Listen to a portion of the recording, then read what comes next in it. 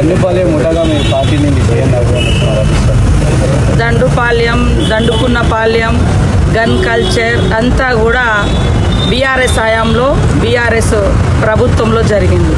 ఈరోజు కాంగ్రెస్ ప్రభుత్వం ప్రజాస్వామిక ప్రభుత్వం అందరి మంత్రులకు కూడా స్వేచ్ఛనిచ్చి తోటి సహచరుడుగా మా సీఎం గారు పనిచేస్తూ ఉన్నారు. వాళ్ళ సీఎంగా ఆ రోజు కేసీఆర్ ఉన్నప్పుడు ఫామ్ హౌస్కి ఆయన పరిమితం అయితే మరి 4 స్తంభాల ఆటలాగా పరిపాలన జరిగింది. ఈరోజు గన్ కల్చర్ అని అంటున్నారు. అయ్యా, అబద్ధాలు చెప్పడానికైనా కనీసం ఆలోచన ఉండాలి. ఈ రాష్ట్రంలో గన్ కల్చర్ తీసుకొచ్చిందే బీఆర్ఎస్ పార్టీ. ఆనాడు రియల్ ఎస్టేట్ వ్యాపారులు 2 గన్నులతో కాల్చుకొని ఇదే ఇబ్రహీంపట్నంలో 2 చనిపోవడం జరిగింది. దానికి కారణం మీ ప్రభుత్వంలో మీరు తీసుకొచ్చిన గన్ కల్చర్. అయ్యా, నీతులు చెప్తున్న హరీష్ రావు గారు, అబద్ధానికి నిలువెత్తి సాక్ష్యం నువ్వు. ఇవాళ సిద్దిపేట సబ్ రిజిస్ట్రార్ కార్యాలయంలో మీ హయాంలో మరి గన్నులు చూపి 45 లక్షలు ఎత్తుకుపోయిన కల్చర్ మీ ప్రభుత్వంలో ఆనాడు జరిగినటువంటి గన్ కల్చర్.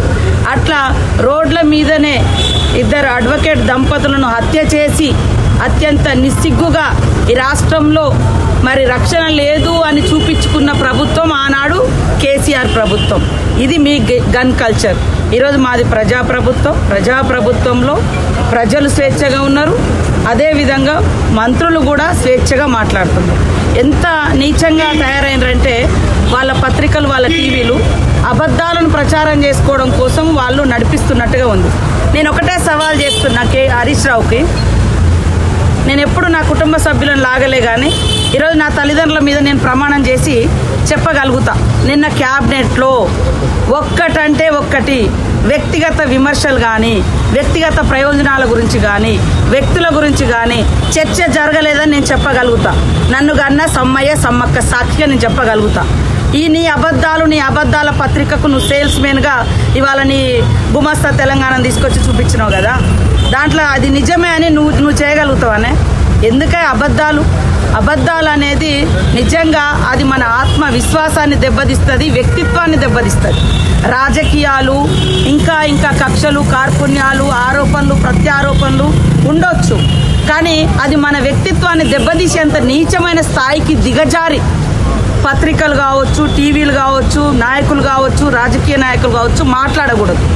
నిన్న నేను చెప్తున్నా కదా, మేము ఇండివిజువల్గా ముఖ్యమంత్రి గారితో మాట్లాడుకున్న సందర్భంలో కానీ, అదేవిధంగా మన క్యాబినెట్లో మాట్లాడుకున్న సందర్భంలో కానీ ఎక్కడ కించిత్ 1% కూడా ఏ పర్సన్ గురించి, ఏ వ్యక్తి గురించి చర్చ జరగలేదు.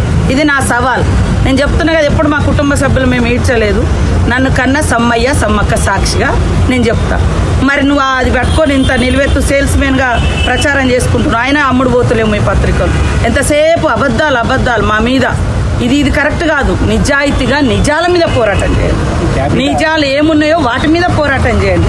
అది మంచిగా ఉంటుంది. కానీ అబద్ధాన్ని ఇవాళ అంటాం కదా, అబద్ధం ఊరంతా తిరిగి వచ్చేలేపు నిజం బయటకు వచ్చేసరికి అబద్ధం ఊరంతా తిరిగి వస్తాను. మీరు ఆ సిద్ధాంతాన్ని నమ్ముకున్నారు.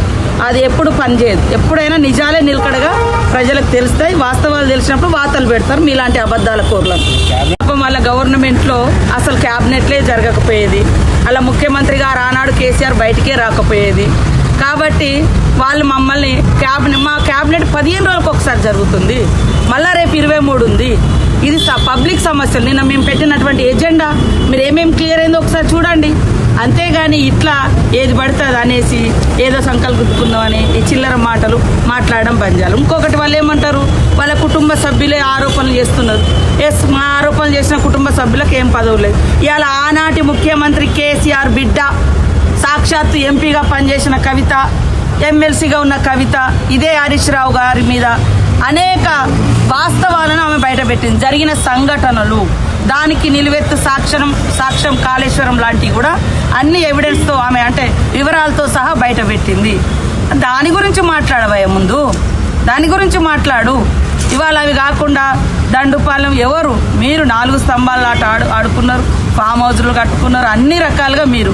ఇవాళ మాలాంటి వాళ్ళు పనిచేస్తూ ఉంటే ఇవాళ దండుపాలెం అని, బందిపోట్లని ఎంత నీచంగా మా వీడియోలు పెట్టి ట్రోల్ చేస్తున్నారు. ఇదా మీరు నిజాయితీ ఉంటే, మీకు నిజంగా ప్రజల సమస్యల మీద చిత్తశుద్ధి ఉంటే వాస్తవాల మీద మాట్లాడండి, పబ్లిక్ సమస్యల మీద మాట్లాడండి.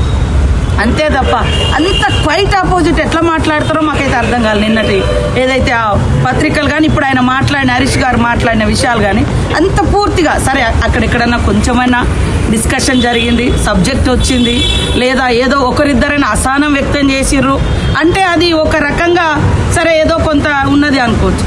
అసలు పూర్తిగా అసలు ఒక్క విషయం కూడా పర్సనల్ రాలే, పార్టీ మ్యాటర్స్ రాలే, ఓన్లీ గవర్నమెంట్ ఏజెండా ఏదైతే క్యాబినెట్ ఏజెండా పేపర్స్ ఏదైతే ఉందో దాని గురించి మేము డిస్కస్ చేయడం జరిగింది. అంతే తప్ప ఇలాంటి అబద్ధాలను మాట్లాడి ఉన్న విలువ తగ్గించుకోక హరీష్ రావు అని చెప్తాము.